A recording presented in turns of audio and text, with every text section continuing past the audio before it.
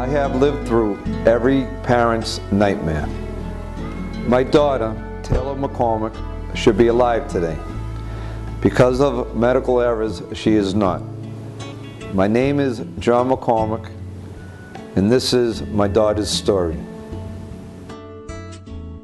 At 13 months, Taylor was brought into an emergency room of a prominent Boston area hospital because of fatal complications with a shunt that was placed in her head at birth. A shunt is a tiny one-way valve that releases controlled amounts of cerebrospinal fluid from the brain to the bloodstream. I was told Taylor's condition was emergent and that she required immediate surgery.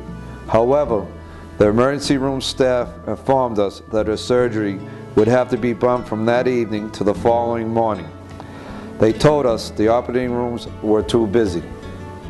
My daughter spent the night suffering from increased pressure on her brain.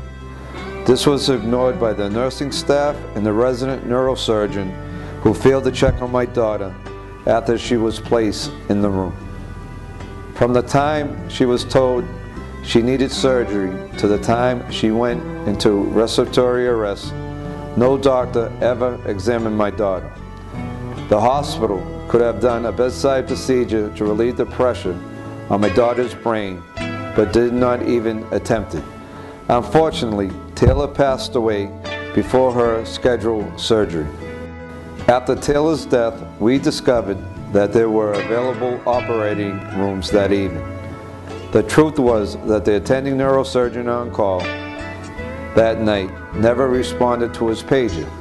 He knew of Taylor's condition, yet never called for updates. Because of this, the resident neurosurgeon was left in charge. He had a limited medical license that had expired at the time that Taylor needed care. If the hospital had been honest about the availability of their staff, my daughter's death could have been prevented. Hospitals are required to provide quality care for their patients by presenting the truth so that we can make more informed decisions. Taylor should have been transferred to a hospital with an available surgeon, but instead her right to access quality health care was violated. I believe our healthcare system failed my daughter. It is a system that we can change.